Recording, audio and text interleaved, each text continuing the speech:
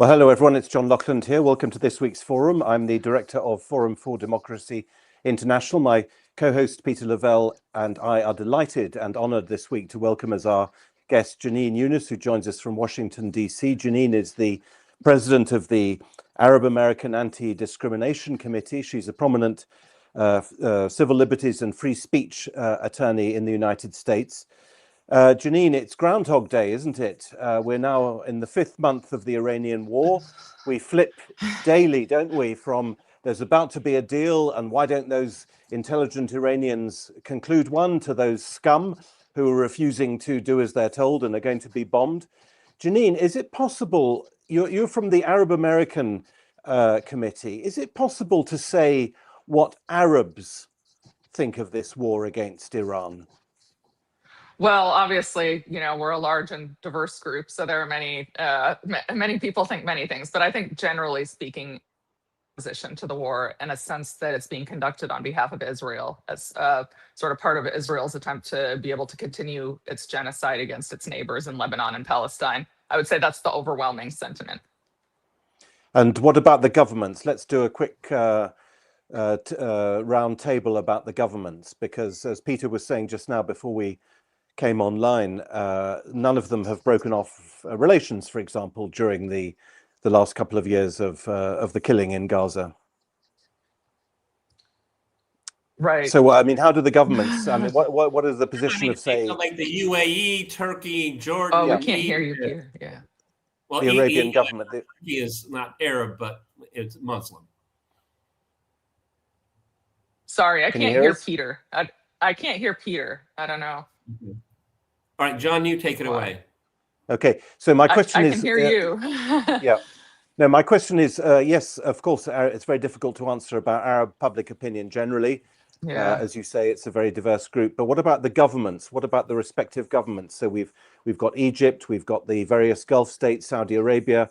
Are you able to give us some kind of overview of how these governments are reacting to this war?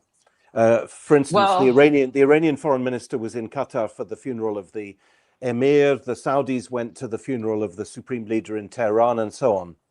Is there any move? Right. Is there any move on the diplomatic, on the political level? Well, I can't necessarily speak to that. I'm not an international specialist, so that's not.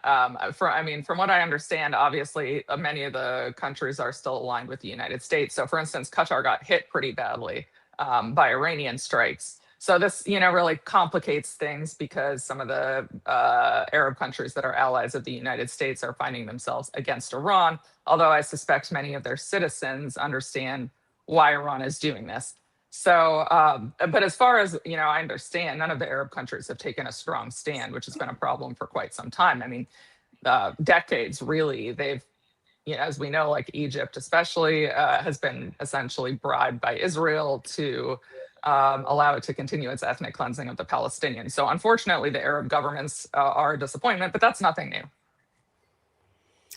Keep going, John. I'm going to come back. Okay, Peter's going to leave and come back in order to. Oh, Peter's going to leave. Okay.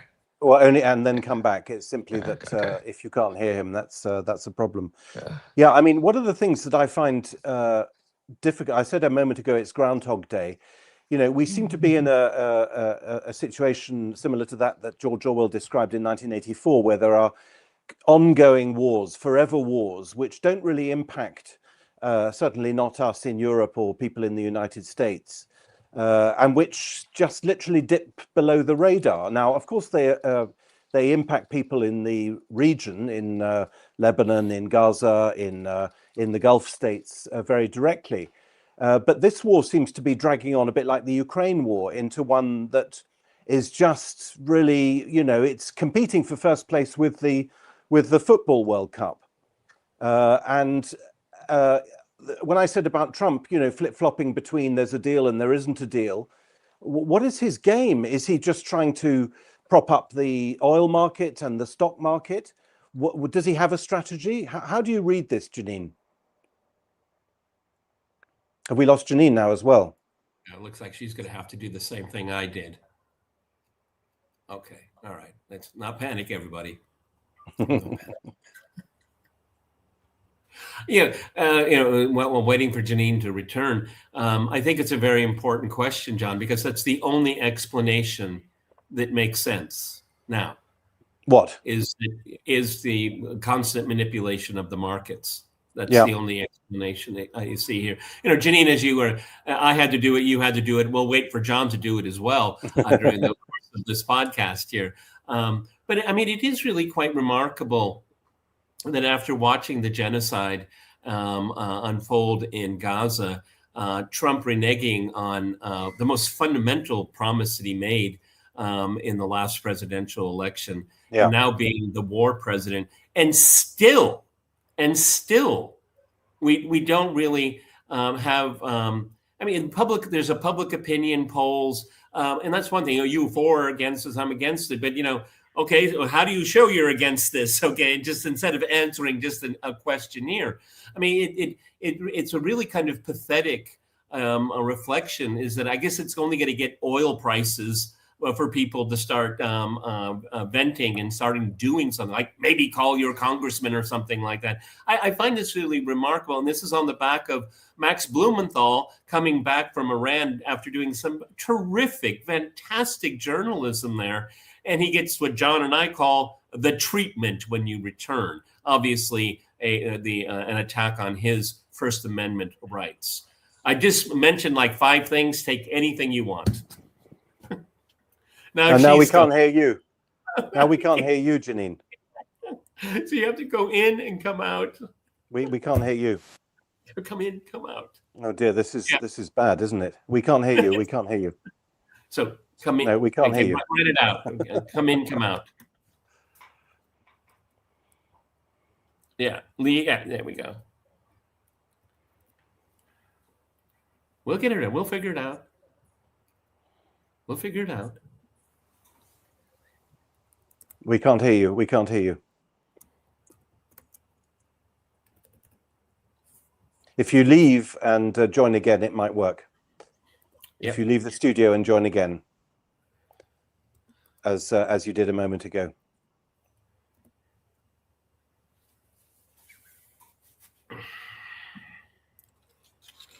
The technology is great until it doesn't work.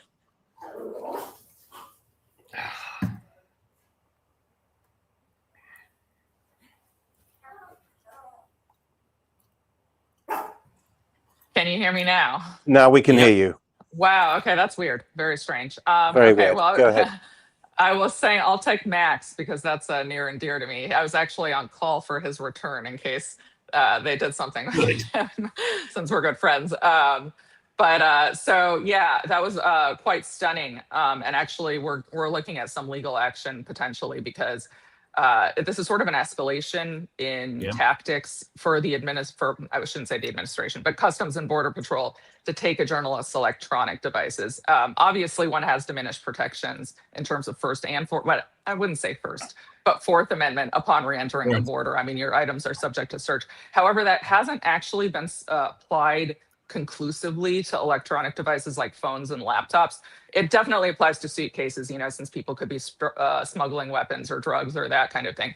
And the Supreme Court recognized in around 2010 in a case called Riley that there are extremely strong privacy interests in cell phones. They're basically, they contain basically all your thoughts if you look through them. For most people, constantly texting people close to them their ideas, So I think that should be applied. And in the case of journalists, I would believe it's, heightened interest there. And another thing that Max told me, I believe it made it into his article in the Gray Zone, was that he was on a flight with other journalists, establishment journalists from like CNN, and they weren't subjected to this treatment, which suggests some kind of viewpoint-based discrimination. So I think there are both First and Fourth Amendment issues, as well as due process issues at play. And I think it's time somebody actually, filed a lawsuit. So we're looking at doing something in that respect. And these other journalists, they came from Iran as well, did they? Yes, they had also been covering the Ayatollah's funeral. So same thing, but they're not on record being extremely critical of U.S. imperialism and Zionism and that kind of thing. So, and I mean, Max has been a journalist in this field for decades now, with no record of any kind of criminal conduct. Or, I mean, there's really no reason to target him for this, other than the fact that the administration surely doesn't like his views. I mean, Laura Loomer had been writing actually on Twitter that he should be dragged off the plane by U.S. Marshals. Now, I don't know if that had anything to do with it. That was one reason I was concerned, and I told him I would stay up until I heard he was safely at home. But she, I mean, Trump listens to her, so who knows? Yeah, but Jenin, it's really kind of thinking counterintuitively. It shows how afraid the powers that be are. I mean, they can count on CNN and Fox and all of those people, but when someone pushes against the headwinds of speaking the truth, they're so quick to intimidate it. Okay, so that is, again, counterintuitively, that must mean that they don't want I would say, and I think we would say, the truth to come out, but at least a different version. So what are they afraid of? I mean, Max, is near and dear to all of us, but doesn't have the reach of Laura Loomer, for example. Yeah. I mean, I think one thing they're very afraid of is the Iranian people being humanized, and also the fact that the Iranians don't want their country blown up. That they might not all like the regime. In fact, maybe most of them don't. I'm not sure about the polls on that, but that doesn't necessarily mean they want the U.S. dropping bombs on their country. So I think Max does an excellent job, and he made a documentary about actually Iranian Jews and Yes. how they're treated, which is basically not badly for the most part. So this kind of tears apart the extreme Islamophobia that the administration has been relying upon to manufacture consent for its genocide in the Middle East. Yeah, Max Blumenthal went to Iran about this time last year as well. I met him in DC shortly after his return. So this is obviously not his first trip, but I remember he mentioned the state of the Iranian Jews on that occasion as well in 2025. But the narrative control thing that Peter mentions, I mean, it's not even really control, is it? On the 13th of July, the day before yesterday, Trump made a statement about an 11-hour meeting that he referred to an 11-hour meeting. He said, we had an 11-hour meeting. This meeting didn't take place. It literally didn't take place. So, I mean, it's not even control. It's more like the bombing. It's creating narrative chaos, actually, isn't it? It's creating chaos in order that nobody knows what is true anymore. And anyone who tries to say something that belongs to the realm of logic and factuality is, as it were, blown out by the sort of neutron bomb of chaos, of information chaos. Yeah, and on top of that, they're more than willing to let these crazy conspiracy theories fly about Lindsey Graham. It's really amazing. What, that he died or that he was killed by Russia? Yeah, apparently he was killed in Russia, and they had a weekend with Lindsey for a couple of days. Well, I mean, I think the administration likes this. People are so confused; they don't know what to focus on. There's no such thing as the truth anymore, and they're part of that. Yeah, and Jenin, you are ubiquitous, at least on my feed on Twitter, and you kind of chimed in on this Graham Plattner campaign. And I want to be upfront. I mean, I'm obviously very far away from it. Okay? And I usually don't get involved in the intramural spats within the parties because a plague on all your houses, as far as I am concerned. But I mean, it was really quite interesting is how he was done in, and he was done in by the party that he chose to run. And you're a lawyer, and I don't know. I know your views on a lot of things, but I don't know your views. Basically, what we can put under the rubric of Me Too. Graham Plattner didn't seem like a very wholesome guy. No. Okay, but there was no due process. There was no due Yeah. process involved, and I always have a problem with that. I thought that we had matured a little bit and that we had been a little bit more refined in how we approach that issue, because no one in their right mind wants to condone or allow any kind of abuse. That's absolutely wrong, and there's no question here. But I mean, the way he was done away with, I have a lot of problems with not having any sympathy in descriptions of certain acts and whatnot. He said, she said, but I mean, due process here. So I mean, either you have to be kind of a Me Too warrior, or you have to be due process. Why can't you have both? Yeah, I actually wrote a piece exactly on this on my Substack yesterday, so I can summarize it. But one reason this actually drew my interest, even though I really sort of renounce the Democrats. I don't think they're the route to salvation at all, and I have a lot of policy differences with them too. Even though in many ways I'm liberal, but have sort of a hodgepodge of views. But it was very clear to me that they were coming after him because he was, at least he said, he was going to vote against aid to Israel, and he was pretty unequivocal in the fact that he didn't support Israel, called what happened in Gaza a genocide. So the fact that the Democrats themselves came after him for that really riled me up.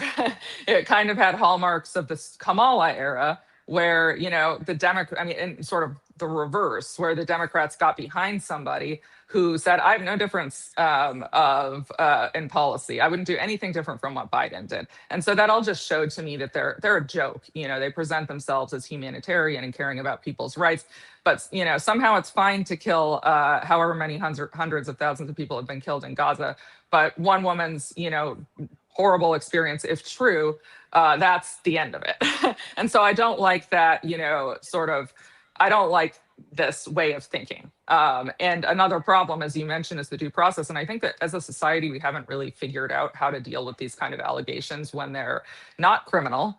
The Politico article was extremely problematic because it touted her Racketcoats, I think her name is Jennifer Racketcoats, allegations as contemporaneous with the event in question, or more or less. And that's there's sort of a similar hearsay exception in court called the present sense impression exception to the hearsay rule, which the logic behind that is basically like, you're unlikely to be narrating as something happens false events, or hours later, when something really bad has happened to you. It's unlikely that you're going to have the presence of mind to fabricate. And courts will look at the exact amount of time that passed, how horrible the thing was, all sorts of factors, and judging whether it should be admissible hearsay as a present sense impression. So here, Politico kind of alluded to that kind of logic. Obviously, I understand this isn't a court of law. People kept saying, you don't understand, this isn't a trial. It's like, I understand. I was a criminal defense attorney. I understand it's not a trial, but the logic is applicable here. But when you actually look at it, the allegations that were supposedly made to Plattner, where she was saying, you did this to me or whatever, they don't exist. She said she had written them and then deleted them because she was so traumatized. So those don't actually exist. Then she had made statements to a boyfriend supposedly in 2022. He was anonymous. There are no written statements. Politico just says, take our word for it. The boyfriend corroborated her story. And then we have statements to her friend, which were made 2 years after the incident, and said he was consensually careless. I don't know what that means. Personally, I think, if the friend was like asking her, should I date Plattner? If I were in Racketcoats' shoes and that had happened to me, I would be like, hell no, he's a rapist. Don't date him.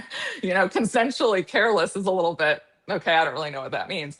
And then the therapist, which the Politico author tried to allude to or portray as essentially contemporaneous, were made in June of this year, after the New York Times tried to destroy his political campaign. And when the author was interviewed on Morning Joe, he basically said they were contemporaneous. And when she pressed him, credit to her. I never expected that woman to be the one to press this issue. He was sort of backed into a corner, and it became very clear that it was made 5 years later, in the midst of the Democrats trying to sink his political campaign. So, yeah, I don't know whether it happened. I don't know. I also don't think we've sort of wrestled in a proper way as a society with what does it mean if the allegation is true? Does that mean his political campaign should be over? Does it mean, what if both he and she agree he was blackout drunk? What if he says, I had a drinking problem, I don't drink anymore, so nothing like that would ever happen again, I'm so sorry, blah, blah, blah. But none of this had any opportunity to happen because an allegation equated to end of political campaign. Yeah. Sorry, that I got all my thoughts out. Yeah, but my Peter, problem with this is that you have people that are running for Congress, are in Congress, and have been blatant, fat Randy Fine, Exactly. I mean, so, Graham Plattner, but kind of an unfortunate guy of his time, okay? I neither condone or condemn because I don't know, but I know what Randy Fine does, and I know what he writes, and I know what he votes for. Yeah. So we're willing to give fat Randy Fine a pass, but not Graham Plattner. I see that's the problem with our politics. Yeah, but Peter, exactly. This goes back to something that you and I were talking about a few weeks ago, when you said you thought that there was a sea change of opinion on Israel in the United States, which there may well be. But this Plattner case shows that, as with Thomas Massey, that the system is still more than alive and kicking. The system is still able to eliminate people, because, Jenin, you've essentially just implied that these allegations were made because he wanted to cut aid to Israel. So there we have it. On both the Democrat and Republican side, the system is doing fine. It eliminates anyone with whatever allegation it can find. Exactly. So the sea change of public opinion doesn't matter. Yeah, exactly. This might have happened, but the information would have been available before. They just use it with, at this time for a reason. And another thing that, because there's no sort of due process, and an allegation and a headline equates to the end of your political campaign, if you have the wrong views, doesn't happen for Donald Trump or Pete Hegseth or, the people who have the right views on foreign policy. But because we don't have any kind of real discussion about it, there's no differentiation made when we're looking at these claims between reliability and credibility, which is important in the criminal context, and I actually think should be important here. So the idea is basically like, well, if you don't believe her, you think she lied. That's not necessarily true. You could also believe she was mistaken. There was a miscommunication, especially with him being very drunk. And I mean, in the criminal context, there are two things you look at, which are credibility, is the witness trustworthy, and reliability. Can we rely on their ability to accurately perceive and recall events? So things like memory, intoxication, time having passed, those influence reliability, and those are really two separate things. So you can think she's a credible person and didn't lie, while also thinking, well, maybe this didn't, happen exactly the way it was portrayed in the Politico article. Well, particularly if you're in an interview and it's a leading interview where you're actually fishing for certain answers, okay, the way you construct a question. But I mean, just kind of address what John said there. I think there is a sea change in attitudes, particularly. But I mean, does that influence the powers that be, the people with money? No. And see, that's where. Yeah, that's. No. I think this is true. I think obviously attitudes are different. Can it be translated into change? That remains to be answered. I mean, we had candidates in New York. We had a candidate in Colorado. But yes, Massey went down. Plattner went down. So I mean, I think the jury is still out. Yeah. No, I would say it's very disheartening. I mean, between Massey, Marjorie Taylor Greene, and it sort of shows the power. So, and the fact that American public opinion on these issues has changed so much, but it's not reflected in our politicians, suggests that actually the Israel lobby, the warmongers, control our politicians, and this isn't really a democracy anymore, if it ever was. But that's another question. It was certainly more of a democracy than it is now. Well, I mean, there used to be disagreement about foreign policy on all kinds of issues. Yeah. The Vietnam War, when the Vietnam War was on, there was a huge argument in the public space, wasn't there? There was massive opposition to it, both within the established political parties and, of course, in public opinion. And that's exactly that difference of opinion in the public sphere is exactly what has disappeared in the last decade or so, all across the West. We don't have disagreement anymore in the public space about foreign policy. Foreign policy is the subject of one consensus which is not only imposed at the political level, but which then also, I would say, dictates a huge amount of other policy, because obviously, in this case, Israel dictates the attack on Iran, and foreign policy obviously dictates, the policy on Ukraine. But there is no, I mean, it's worse. I think it's even worse in Europe. We said this, didn't we, Peter, a week or two ago, that in Europe we don't even have John Mearsheimer and Jeffrey Sachs. There's nobody of that stature there in Europe at all. So at least in the United States, you have one or two people, admittedly not in the political establishment, but nonetheless, in the big universities and so on. Although it's true that in the States, as far as I can tell, you don't have that for Israel. You may have it for Russia, but not for Israel, or at least less. Yeah. Well, we did, the Senate did vote down this, I forgot, the Military Authorization Act last night. An hour ago, right? Yeah. Oh, was it? I thought it was yesterday. But okay. Pretty sure it was yesterday, but I might be wrong. But anyway, I'm getting a torrent of reactions. Okay? What I'm being asked is that the ones that did vote for it, when will there be articles of treason against them? I'm glad to hear that. Yeah. But Jenin, it brings up a very interesting point, and you're the perfect person to ask. Do people care about freedom of speech anymore? Some people do. Yeah. I guess I probably have a disproportionate sense, because the people who do are the ones who talk to me. But as a population, maybe not. Certainly the government doesn't. But I mean, people do seem to care about what I'm doing, which is mainly freedom of speech work. So I can't say it's totally dead. Yeah, but I mean, because of the political environment that exists right now, freedom of speech is different for different people. I mean, and there's an enormous amount of hypocrisy. If you like something, you like that's freedom of speech. But when you don't like it, it seems to me it's very relativistic right now. That wasn't, maybe I'm kind of mythologizing the past, but it seemed to be more clear cut, maybe like 15, 20, 25 years ago. Now it's very, very muddled. Yeah, I mean, there's definitely been a serious deterioration in the country and the commitment to free speech, I think. And most people know the Skokie case, when the ACLU got its name by defending Nazis marching in this town of Holocaust survivors. And that was widely accepted for a long time. And, they did the right thing, even though I don't think anyone thinks it's a great thing for Nazis to march in a town of Holocaust survivors, other than for the free speech aspects of that. But I believe on both sides, there's been a significant erosion of free speech. And I really noticed it in, I would say, like the 2015 or so. There was the left, where I was very, integrated on the left. I was a public defender in New York, which is like the most left-leaning profession you can have.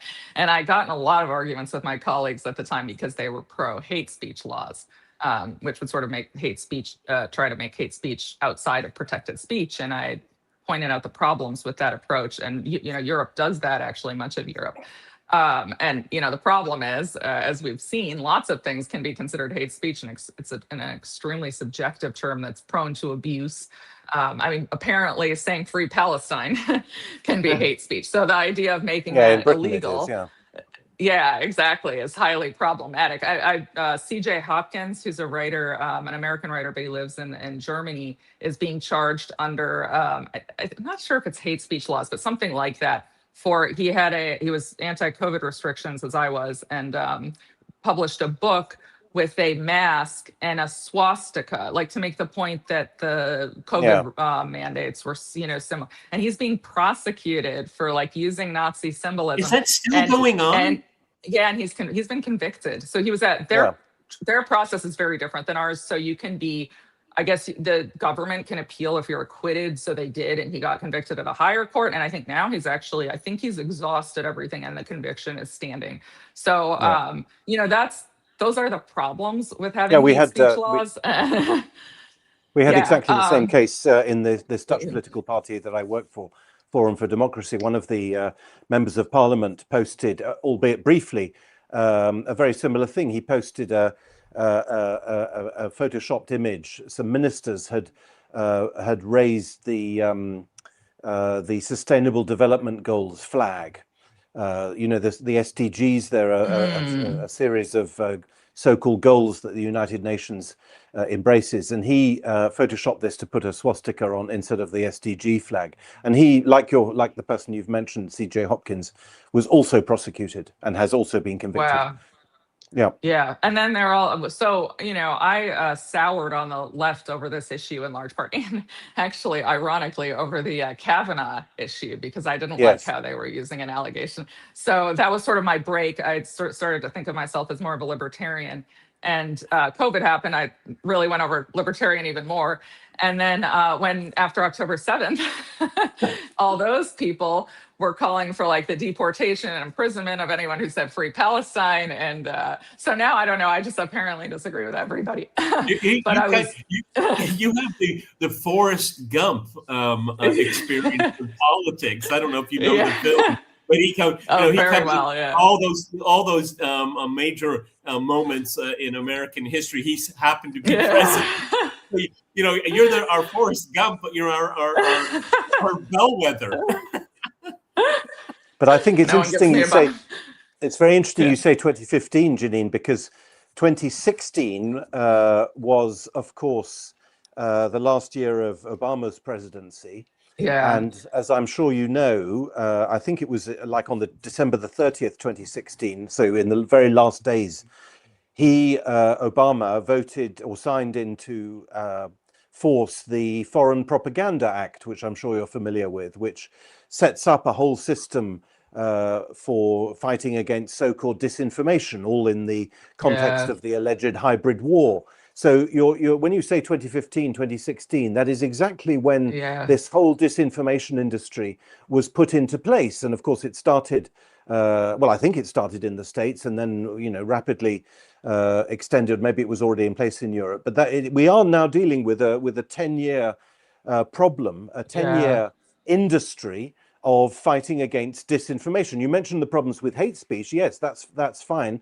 They're relatively easy to identify, but disinformation is an even bigger problem because anything that you don't agree with, anything is disinformation.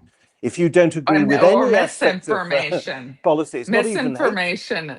Misinformation is even worse because that's not an intentional lie. So, and I represented people during COVID, including scientists, top scientists like Martin Kulldorff, who were being censored on social media. Martin Kulldorff was an epidemiologist at Harvard. He was actually fired for not getting the COVID vaccine after he had just had COVID, so he didn't want to get it. He had a very serious case and was worried the vaccine would trigger something.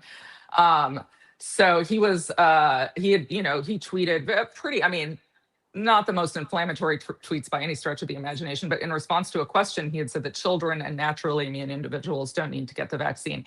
And Twitter took the tweet down. We got some discovery as a result of our lawsuit, and it had been flagged by a sort of, there are these like shadow groups that operate. I think what's really happening is the government is funding them so they can outsource their censorship and say, we're not doing it.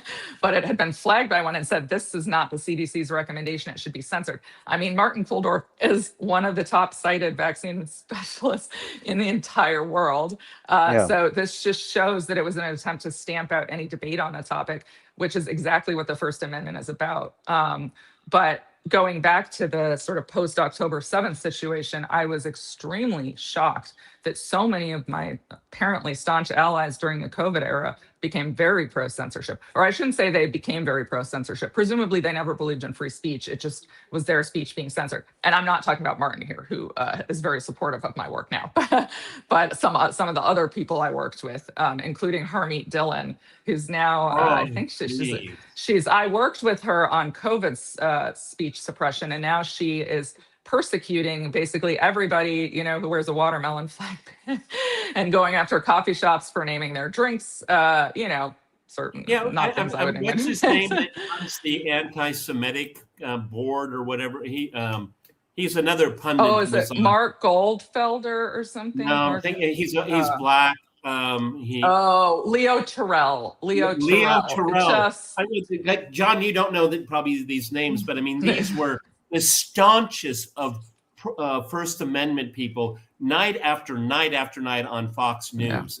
And Jenin, I don't want you to block me or anything, but I did watch Tucker when he was on Fox. I've never watched Fox since then. I was on Tucker while he was on Fox. So yeah. No, but I mean, when mentioning these people, I mean, they seem to was their belief in the First Amendment was just skin deep. I mean, Yeah. Yeah, it had nothing to do with actual commitment to free speech. Yeah. I mean, and a lot of people I just knew casually who claimed, oh, so this COVID censorship is so horrible. Immediately deport Mahmoud Khalil, and I would try to argue with them, and they're like, oh, he's anti-American. He, blah blah blah. Get him out of the country. Non-citizens don't have First Amendment rights, and I'm like, you have this so wrong, like so wrong. I just stopped engaging with this ridiculousness. But No, I'm even the Constitution, it doesn't, and rulings on it, persons in the United States. It doesn't say citizens. It says persons in the United States. The First Amendment is clearly framed as a restraint on government, and it has nothing to do with the citizenship of the speaker, and for good reason. Jenin, one of the things is, I mean, because I was banned for a long time on Twitter. Mike Taibbi, Matt Taibbi, he helped me get back on, and now I don't know what happened to him. He absolutely hates me.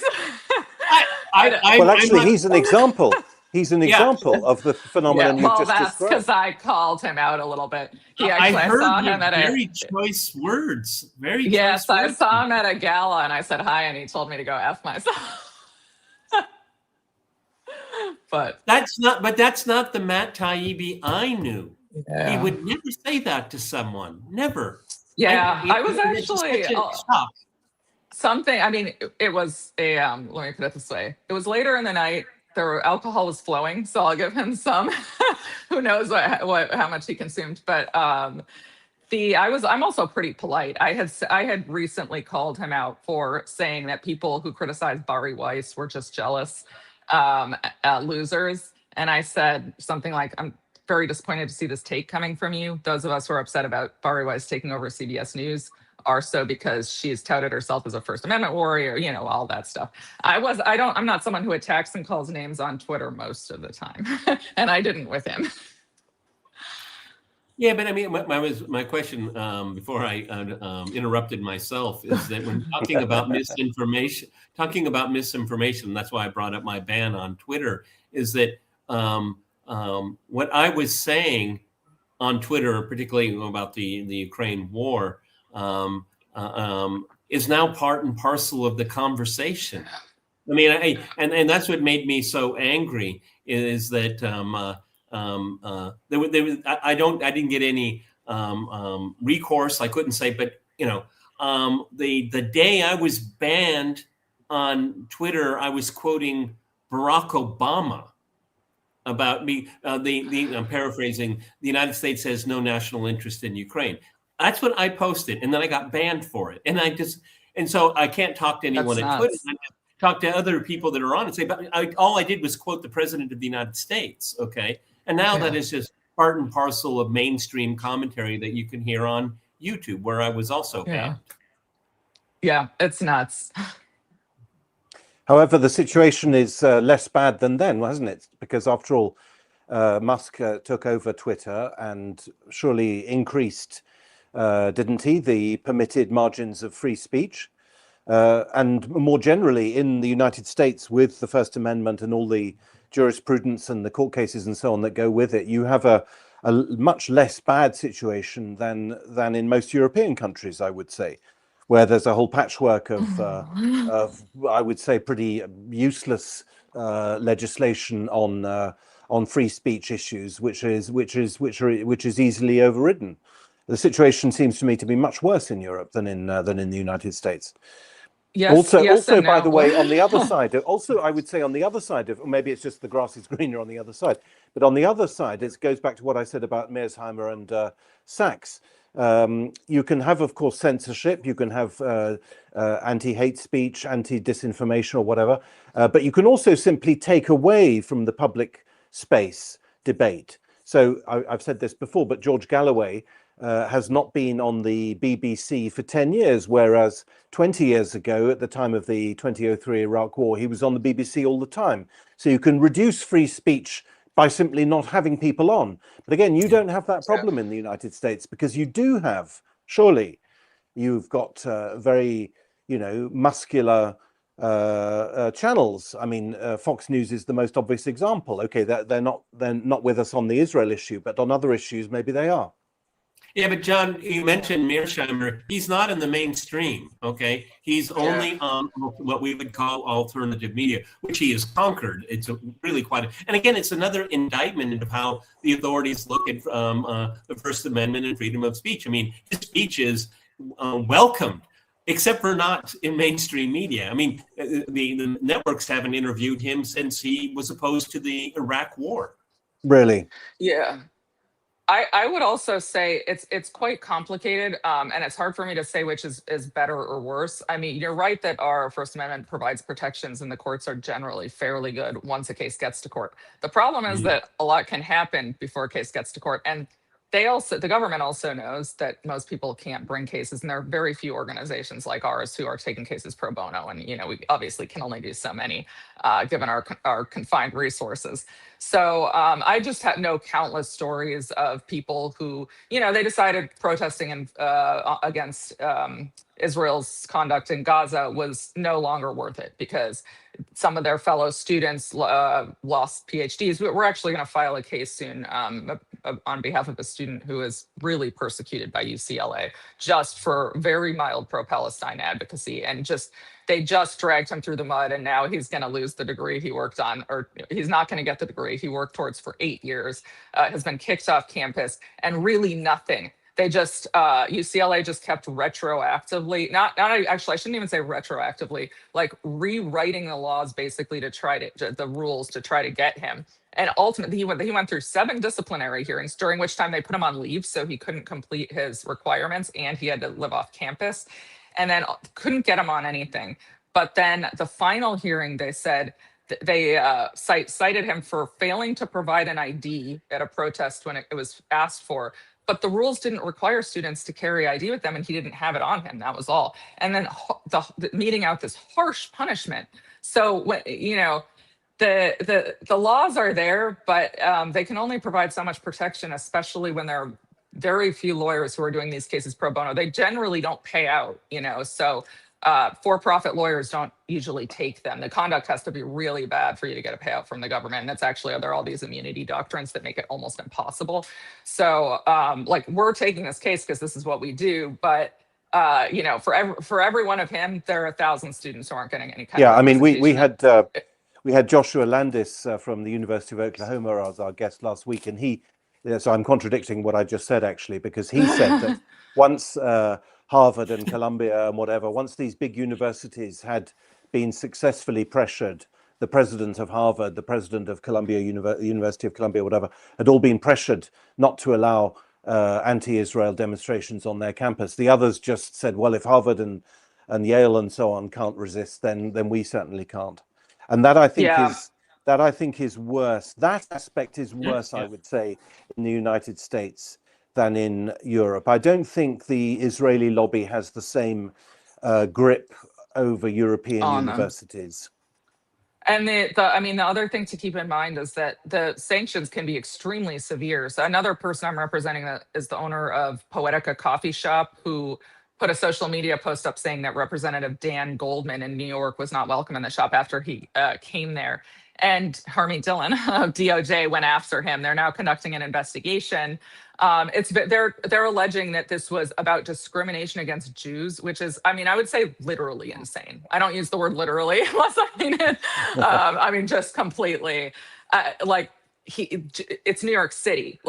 They have 7 locations. They have hundreds of Jews come into their coffee shops every day. Nobody's ever had a problem. This was clearly about a politician's political views. You can disagree with the idea of someone being excluded from a coffee shop because of their political views, but to say it's because he was Jewish is just so beyond the pale. But most people now are going to look at this and say, you know what? I'm not going to say that on social media because DOJ might come after me. Now he's being investigated. He has to pay all sorts of money. Even if we ultimately win, he's been dragged through the mud, and it's probably not worth it to him. And then you look at other people. There's this guy, I think he's being extradited from Spain. He's a pro-Palestine activist. I forgot his name. And he's faced it there, they're trying to get him on some kind of money laundering. I don't know exactly the details there, but it's pretty clear that it's a pretext because of his pro-Palestine activity. So what happens is the chilling effect is severe. People look at this and they say, you know what, maybe I'm ultimately acquitted, but I don't want to go through years of criminal trials to say free Palestine. Like I'm just not going to do that. So the chilling effect is very, very strong. And in the 60s and 70s, the Supreme Court was really good about that and recognized the reality people face. The courts now are pretty bad. And they're like, that's not a real harm. You're just saying you're afraid. That's kind of I'm not saying across the board, but. Yeah, but Dan Goldman was served. Exactly. He was served. That was another fact. But say even if Parvis had said, if he hadn't, he still should have been able to say that and to exclude him based on, I can say I don't want Republicans or Democrats, or I don't want pro-Israel people in my coffee shop. It's probably not a good business practice, which is, I guess. I think the person you're referring to is Roger Ver. Is that right? The guy who's to be extradited from Spain. I thought his name was Chambers, but I might be wrong. So maybe there's more than one. Shortly after the Hamas attacks in 2023, the United States Congress voted a resolution equating anti-Zionism with anti-Semitism. Has that resolution had any effect, legally speaking, on these issues, or is it just a dead letter? That particular one, no. Resolutions don't carry legal weight. They were trying to pass the Anti-Semitism Awareness Act, which I think is still lurking around, but they haven't actually gotten the votes. I will say, though, at the state level, there's a lot of this stuff. And I think the idea is to try to keep building at the state level and then eventually have something at the federal level.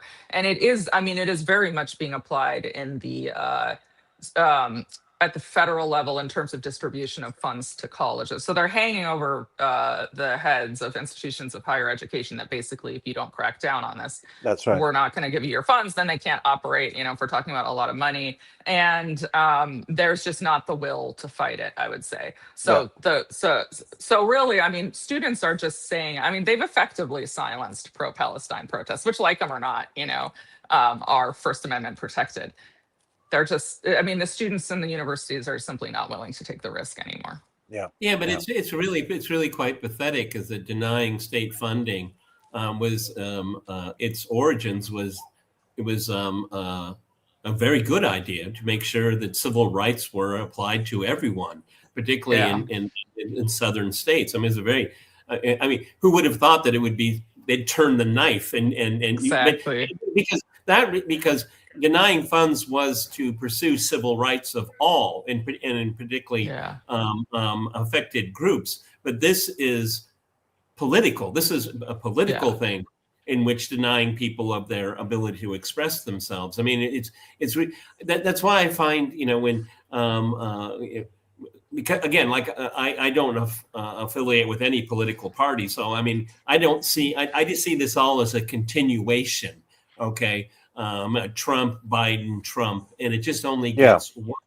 And what's more pathetic about it is that it is the issue of Israel. I have my position on this is very long-standing, and when on my program, I often point out is that I was saying this 25 years ago, okay, and now it's coming into the mainstream. That makes me feel like.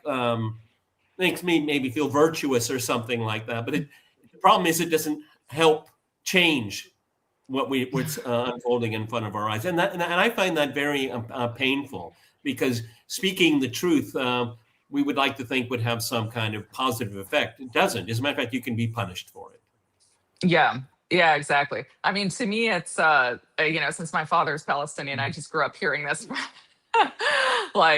from the beginning. It's so ingrained in my way of thinking. I don't even know another one. But I try to have a little bit of hope, because it's what keeps me going. And the younger generations obviously think very differently on this issue by and large. And I do have some hope that could be reflected at the political level in a couple decades, which I don't know, dear. I'm a little bit more optimistic about it, because Just yesterday, I was telling John before we started, is that I had my three guests. They were like 21, 22, and 23. Okay, Oh, because wow. because most of my guests, not excluding you, of course, look more like John. And I just said to him, I mean, tell me what you guys are thinking about, because Yeah. and I for me it was such a refreshing experience. Okay, at one point they apologized for calling me a boomer. I said it's okay, it's all right. I don't take it as a slur or anything. Like, I am a boomer. Okay, but I mean, program after program after program I do about war and suffering and destruction and all this, and then listening to three young people kind of bitch about life was actually kind of uplifting.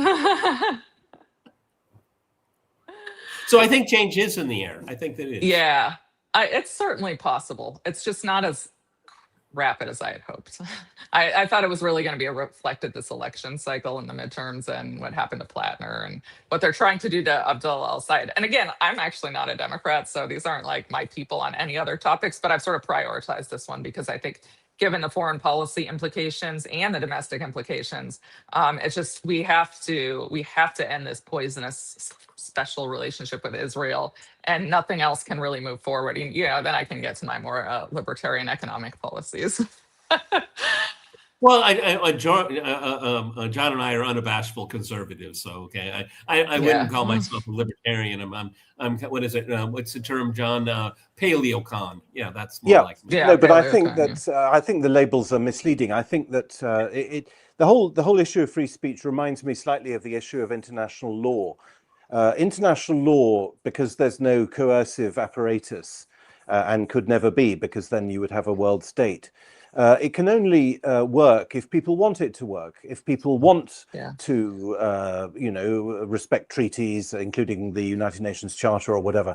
Otherwise, it doesn't have any function. It's the kind of law that is borne up by the consent that it enjoys. And it seems to me that free speech, Jenin, you obviously approach this as an attorney, and you do battle for people, for their rights and so on. But what I observe is this collapse in the notion that freedom is a public good, that free speech is a public good. That's the most poisonous aspect of it. And of course, we saw it during COVID, where you have to obey the science, as if science was itself not obviously driven by debate and discussion and contradiction. And that's what I see disappearing, is this notion that freedom is actually a public good. It's not. In fact, Joshua Landis said last week, Peter, on our own show, he said the problem is the state has lost confidence in the people.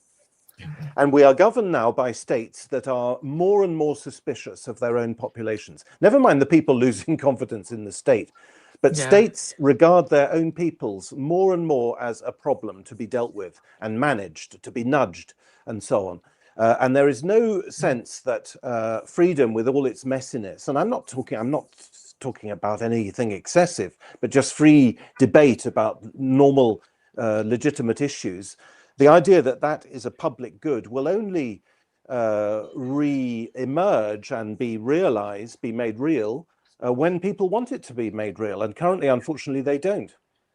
Yeah, I agree, unfortunately. Well, that goes back to my question: do people care about freedom of speech? I mean, obviously, they care about it when they think it's important for them. But I think John is absolutely right. As a public good, no, I don't think people look at it that way, and it's for very partisan reasons. Okay, and I think for the three of us, this partisan divide is just ludicrous. It's all by design. Make sure we don't covet the public good of speech. Okay, I mean it's working exactly as planned. Okay, and it gets down to like personalities, like what do you think of Mark Levin or Megyn Kelly and all that? And it's like, I'm not here for the entertainment value. Okay, it's not a very uplifting time. Okay, and going back to Plattner there, I mean that hit me kind of hard. I actually watched. That's probably the only campaign I've looked at carefully since 2016. And I'm glad you brought up that Politico article. It made me read it. And I was kind of educated on kind of reading between the lines of what was wrong about that, because I didn't immediately catch it. Okay. Did you also know that Politico's I think it's CEO is a fanatical pro-Israel person, No. and he had to work at some point to work at Politico, you have to. I don't know if it's verbal or it's written, but you have to support the state of Israel. Yeah, it was reported that in mainstream publications that he told his staff, if you're not pro-Israel, go.